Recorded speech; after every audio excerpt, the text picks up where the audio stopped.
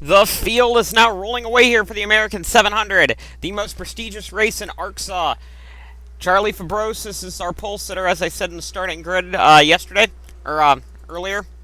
And what's up with Charlie Fabrosis? Oh, he's got a problem! Oh, no! On the start! Before he even left pit road, he must have an issue, but he's already on the apron. So both the championship contenders aren't in this race. Well, Fabrosis can come back. It is a 700-mile race. That's going to put Randy what is he... I don't think he is going to be in it on the start. So that's going to put Randy Carpenter on the pole, or in the first spot, or it might actually give James Silverfox command to start as much as he wants. There is definitely something wrong with the 2-car. And now, your keys to winning this race actually are probably going to be surviving the first 100 miles, because the first 100 miles in this race are absolutely insane. And, or in the American 700, and typically we only have about 20 cars left or we only have about 11 or 12 cars left at the end of the race, and typically the American 700, to the point where that could decide the factor on how many points you get, is just by finishing this race on the lead lap. Anyway, we will be here. The 5th annual American 700 is green. Looks like Silverfox got a good start there. Carpenter didn't. I think they did tell Silverfox he had control that since Fabrosis didn't take it. But it now looks like Carpenter is fighting back on the inside. He has all the help in the world from Steinmetz and Noah Hart's back there as well. I think they got off to a decent start. Yes, they did. The back of the field is fanning out a little bit, but good start by everyone. Steinmetz now looks under for the lead, but Carpenter sailed it in there and took off. There's Fabrosis coming out of the pits. Oh, man, that's not a good start for the pole sitter. You can go a lap down if your car's fast, though. This is a 700-mile race, so this is going to be quite the test for Fabrosis to see what he can do with that car. And with Dutta not in the race, we will see how that turns out. As you can see, the field is taking it quite cautious here as go back through the order. They are actually letting off the throttle. Some people said they could get away with going flat out around this track. However, I have not seen that all practice session. They are letting off nicely, though. But they are still in a pretty big pack here. That's Tristan Folks working his way up through the field. Bob Jones is as well. And it looks like Carpenter pulls out to an early lead. Max Skinner is actually in this car. He bought out the 105 car, and that was qualified by another driver. The 105 is Max Skinner in this race, so pardon the name up top. Further back, we are going. The field is starting to spread out a bit, so looks like we may be on our way to a season, or the 3rd annual American 700, in which we went quite a ways without getting an actual caution. Or it could work as the same as Indy, but when we know that a caution will happen, when it does, you know darn well there's going to be a lot more coming. Tyler Thaber was a big loser here on the start. He fell back from a pretty nice position, and he's chopping off Tristan Folks, and they nearly wreck right there around some of the other American Oval Invitational drivers. This is, of course, their first race to really see what they can do for their little mini championship that's going on. All the red, white, and blue paint schemes are in that. As we head toward the front, it looks like James Shelley gained quite a lot of spots as well. He's up in the top 10 now.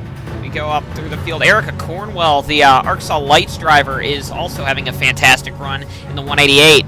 Randy Carpenter and Noah Hart are pulled out to a nice lead there. The Mustang of Noah Hart and Jacob Hart, his brother, have been really fast all weekend here at the American 700. Nice to see them doing something, as we're going to go back and look and see where Jacob Hart is. Jacob Hart's in the middle of the pack, but he does have a rocket ship under his hood, so we shall see how he does. He was pretty fast in final practice.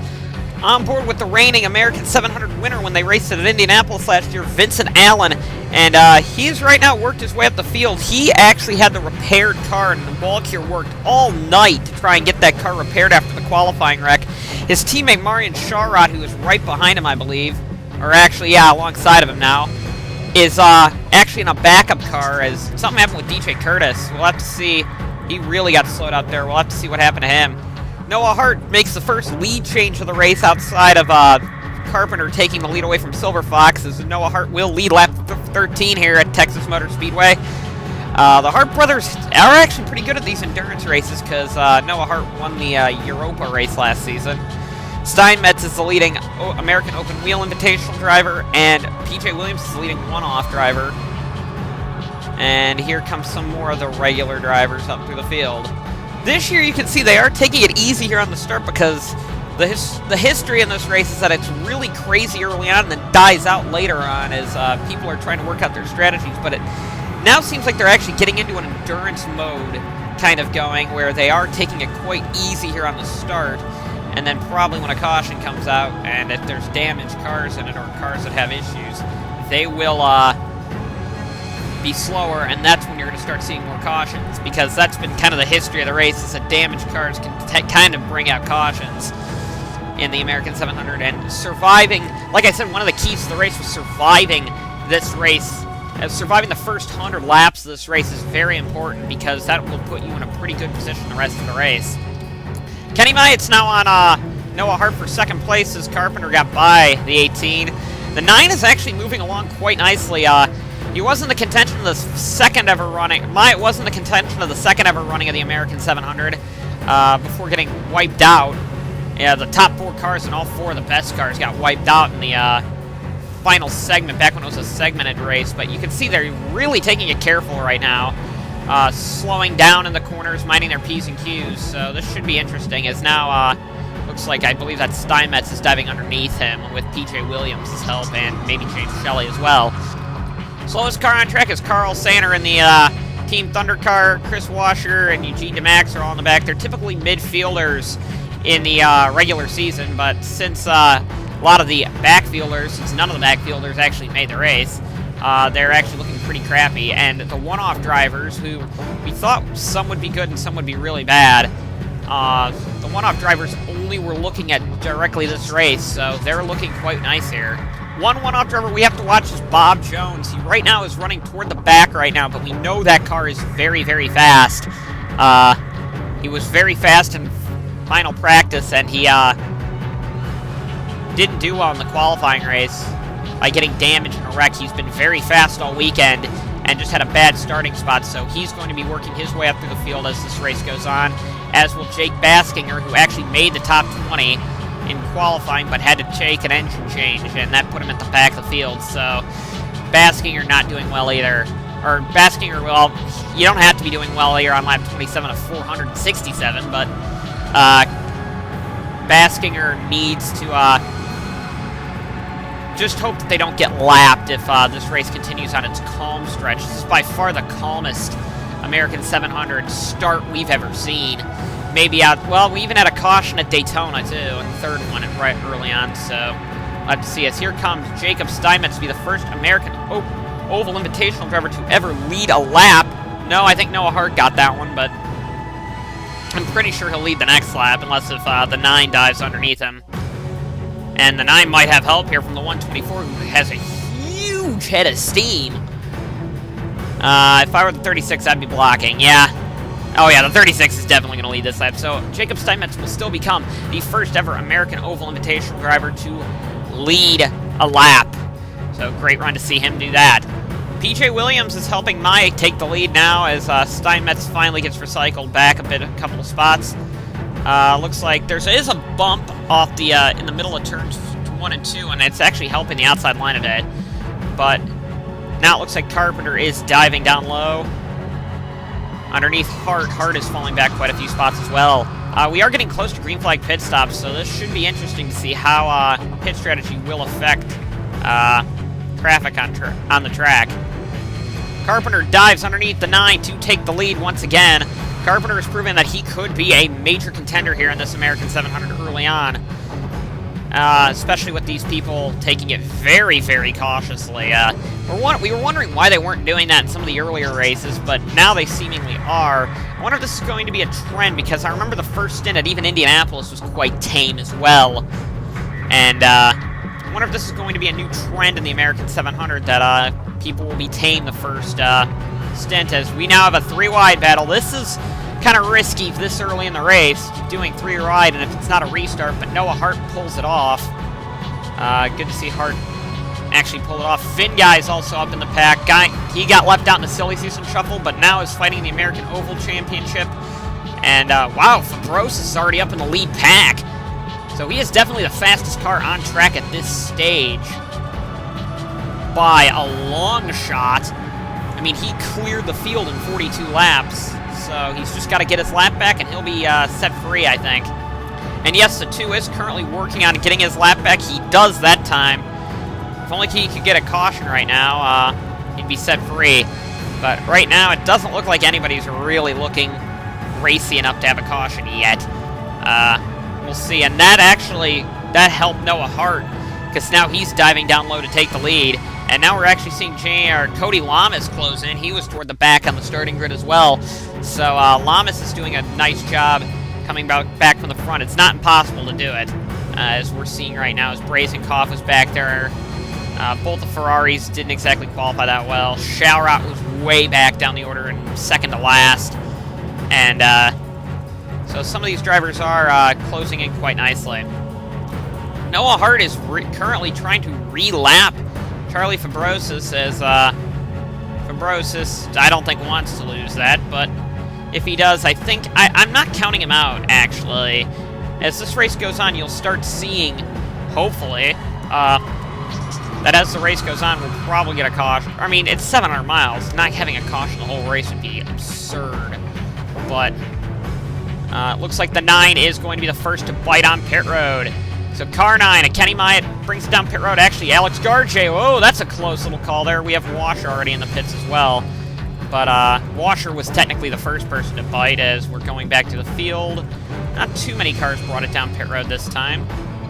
Noah Hart would also bring it down pit road, although it doesn't look like he has a whole lot of help. Looks like Vincent Allen came in, the last year's winner of the race. Oh, what's happened to Cittadino? What is he doing? What is he doing to Tristan Wilhoit? Okay. I guess his he must have missed pit road or something. Here's what happened with Cittadino. It looks like Alex Allen either didn't, or they were both coming down pit road, and Cittadino... What was Alex Allen doing there? That'll get an investigation, I'm guessing. And there's Cittadino, I'm guessing that will be an investigation as well. So that was kind of a silly incident. No caution out for that yet, though. Or no caution for that. Here comes Cody Lamas, Charlie Fabrosis, the lap car. Pretty much everybody else is coming down pit road. Or everyone that is on the lead, out of the lead group that hasn't pitted yet. We'll see how it cycles back. And here's Jacob Hart. He's doing quite well here. And what is the 37 doing? Eamon Staples getting aggressive there. No caution for that. But we are starting to see that they are getting more and more aggressive. And here comes some more cars out of the pits. Jacob Steinmetz better not be happy with that, as it looks like Myatt just passed Noah Hart. They were both in the lead group. As here comes some more off pit road. I believe Lamas is our leader, as Tristan Wilhoit's going to be the first car with damage. He has his hood removed after that little pit road shenanigans. And Lamas would actually lose a whole lot from that, as he joins the racing surface. And we're looking back through the field. It looks like cars are being relatively calm at this stage. Here's kind of a pack here with Faber, Anthony, Nico Hall, and Nick May. Jacob Hart is on pit road for an extended time now to fix damage. I don't think... We're hearing that Eamon Staples might be under investigation as well for that little mess there. Not going to help out Jacob Hart's chances now that he has side damage, which is a real shame because that Mustang was fast. The slowest car on the track now is Tristan Wilhoit, now that he has some severe front-end damage caused by stupidity from John Cittadino, to be honest. But Wilhoit is very slow, only topping out. He's in 200s, which is really impressive for not having a hood. Wow, how is that car doing that? But when the leader's going 216 around this track, he is 10 miles an hour off the pace, as there's Carl Sander trying to get his lap back, Steinmetz, Noah Hart, Cody Lamas, Brazenkopf, Cittadino was, I think, held on pit road. He's in 42nd position now. No, he's not in 42nd. He can't be. Yes, he is. Oh, yeah, he was held. We're getting word. He was held on pit road for that kind of stupid maneuver. Here is Tristan Wilhoit. This is going to be the first major obstacle of the race that we've seen. Wilhoit's going to either play respectfully or not. And it looks like Wilhoit is going to play respectfully to Myatt and Garche. But behind that is anyone's guess, as Wilhoit is... Since they are mainly single file, Wilhoit can just coast around on the outside and let them by. I have a feeling once there's some too wide racing, that won't happen. He will be interesting to watch as the race goes on and see how the lead lap cars deal with him. But bad race for Wilhoit. We'll see if this race eventually turns into the Carnage Fest. And we have a caution out. Oh, yeah. Big wreck. Is this the big one that we're normally used to seeing? Yeah. Oh, gosh, yes. Yes, that's it. That's a lot of cars in that. Right there. A ton of cars in that wreck. Yes. Every year we get the big one. It happened on lap 69 this season. And, oh yeah, Bob Jones is involved, Jake Baskinger, Ryan Haupt, Luke Walker, Jay Barker, Kyle Collins, Jason Trost, Alan Cavagnaro, that is Max Skinner, Ike Durbin, and James Silverfox. Perkins may have damage, and oh yeah, there's a lot of cars in this. We're going to take a look at our first caution of the race. Looks like Ike Durbin would slide up into, Nick Mason. Upside down goes Ike Durbin, and this wreck would get a lot more crazy as there's cars pretty much everywhere. They're all slowing down, but there's a ton of cars in that, and yep. Oh, what? Pollard came in there like a bat out of hell, and I don't know what Pollard was thinking. We're going to take another view of that, but that was a pretty bad wreck. Here it is again. There's a pretty close pack here as they're coming off the corner. Looks like he makes contact with Mace. Ooh, that was a pretty bad hit. Now that we're seeing it, right? And Jay Barker, the energetic rookie, running in 20th, would get hit. Luckily, some of these cars slowed down a bit, except for some of these ones in the back. More flipping by Durbin. I'm kind of worried about some of those hits there. We'll have to see if they're driver's side or not. We were on board with Stephen Pollard. He would get hooked, actually. Or no, he wouldn't get hooked. He'd run into it. Luckily, though, these guys were using their actual minds and slowed down for that wreck, unlike sometimes we see in other series. But we got some more onboard cameras. Both the Mace cars involved. Two of the fastest cars all day were involved in that wreck. Mace would pull away. Tristan Folks is out. Pollard's out. I believe Myatt was the leader. He was obviously in front of it. Oh yeah, Bob Jones, one of the fastest one-off drivers, is out. We got a camera with him. On board with Bob Jones. The pack in front was the one that started the wreck.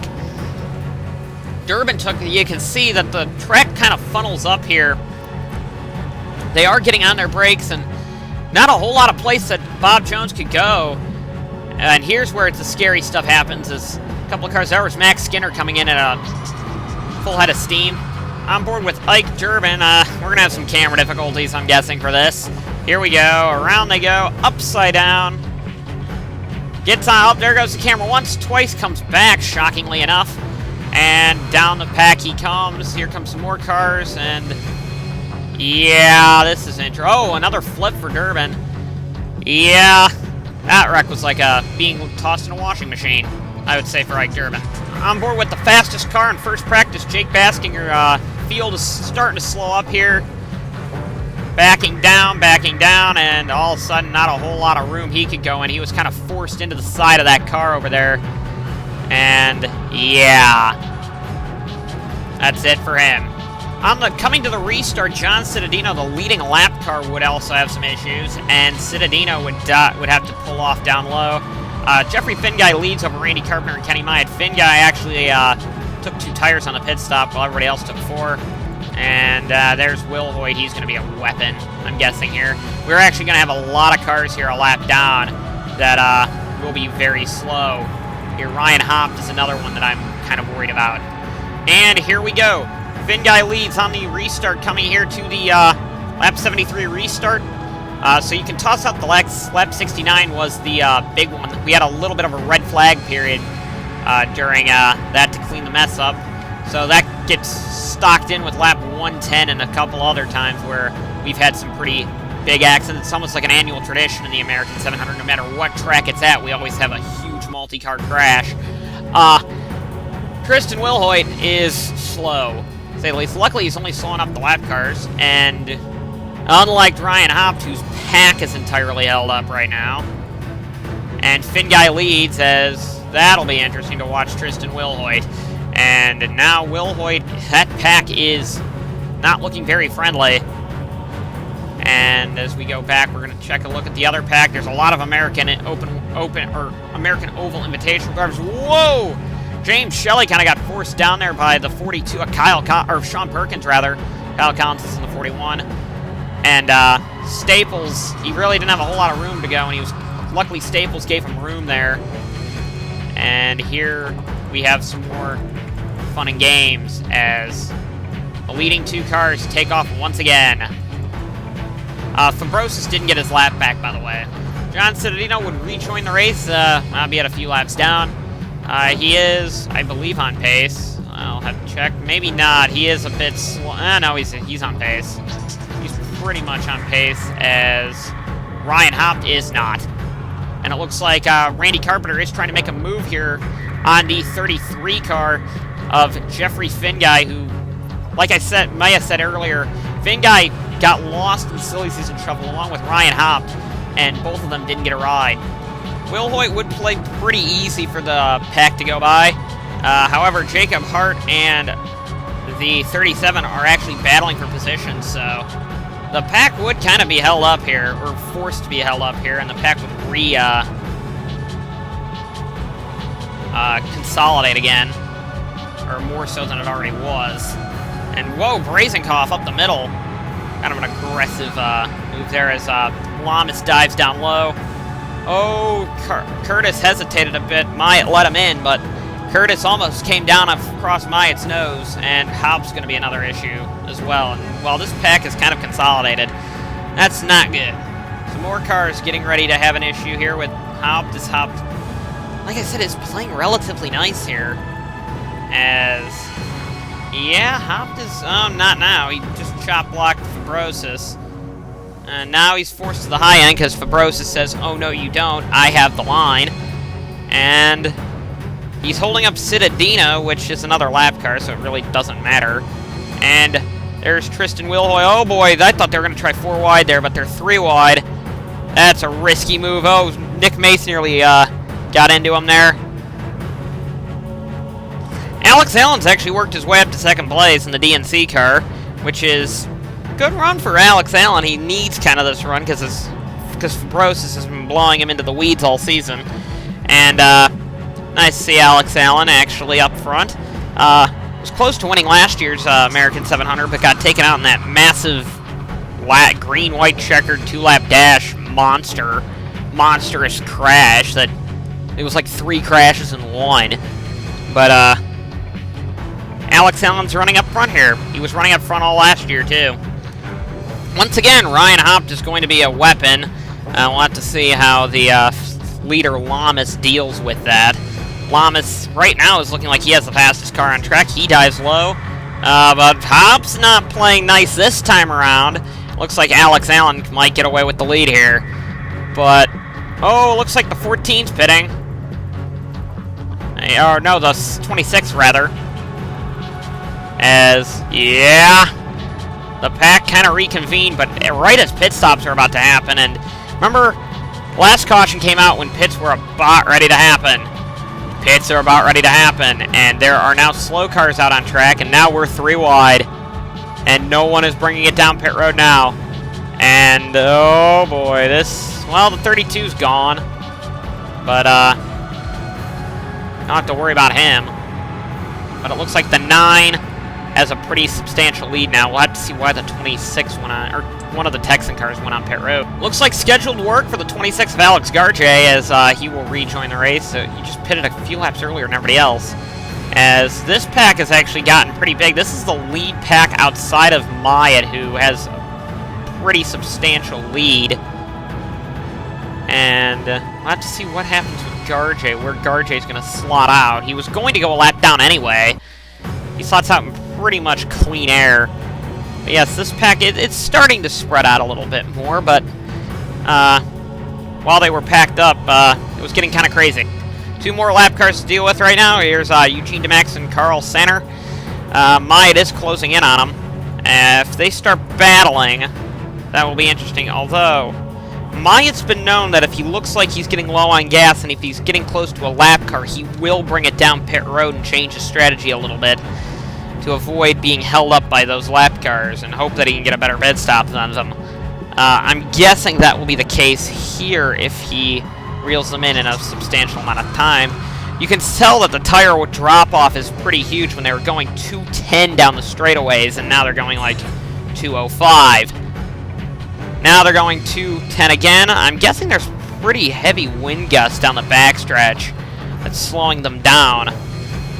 We'll have to see, but they're definitely having speed tire drop-offs, as Will Hoyt and Hart will also be another driver to deal with, as looks like Carpenter just passed Steinmetz, and London's looking to pass Steinmetz as well. Waiting on pit stops, actually, though. 3 wide now for second place, and it looks like this won't be ending anytime soon, because there's another 3 wide battle back there. And there it goes. And now the 17 comes off to block the 6. As this race off, the 14's pitting. 14 pitted. Looks like now we've got Steinmetz in, Fabros is in, Perkins is in, Sharrod already pitted. I think the 6 is signaling he's coming in. Alright, we'll see what happens. Now on this round of pit stops was where a lot of trouble started. Myatt's coming in the leader. London stays out to lead his first lap since he came back. Allen pits. Lamas pits. Alex Allen pits. And Carpenter pits. 24 is also coming in. So, pit stops. London's staying out a few laps here, as Ivan Brazenkopf is in second, as they're going to have to deal with Ryan Hopt. Maybe it wasn't a good idea for them to stay out a little bit, as if they can get by Hopt alright, or if they don't get held up by him at all, which I don't think they are, because they are signaling that they're pitting. Good. No? London? Yeah, London is pitting, and it looks like Brazenkopf is as well from second. As we go back through the field, some of these cars are coming on track now. Both the DNC, or Alex Allen rather, not Fabrosis. Fabrosis is out already. And here comes Alex Allen back onto the racetrack. There's his teammate of Charlie Fabrosis, who's in 21st place, albeit a lap down. And we're starting to see where people are going to come out during this. Myatt lost a ton of spots there on that pit stop. Myatt right now is in 17th position, and that was a horrendous pit stop by the Zeos guys. And here comes John Cittadino out of the pits, but horrendous stop by Zeos. And Nico Hall now is coming out as well. So, I wouldn't be too happy if I was Myatt right now. We'll see how. Right now, it looks like Jacob Steinmetz is leading Sean Perkins and Pichu London, so it's a top 3 for the American Oval Invitational cars. And I think we have another caution. What did I say about pit stops breeding cautions? This would be on Ryan Hopt. We thought he'd bring out a caution soon. He's driving along merrily, comes up right in front of Erica Cornwell, and they would get into the wall. That's the second caution of the race. Not a whole lot of damage for Cornwell, bit of damage, but Hopt definitely has some. And the field is doing a rather respectable job of avoiding that wreck, even though that was, they had a barnyard door. They had the broadside of a barn to avoid it. Luckily for Charlie Fabrosis, they put him on the tail end of the lead lap, along with Eugene DeMax. Marian Sharrod, I don't believe, pit, and neither did James Shelley, and a lot of other cars did pit. However, I'm not sure why they would. But Sharot didn't pit, Shelley didn't pit, so they're rolling the dice here. That tire's really... Well, we saw that tires are going to be an issue. Randy Carpenter, one of the fastest cars early on, he's going to be back with a lot of the slow cars. Going to be interesting to see how this restart's going to play out, though.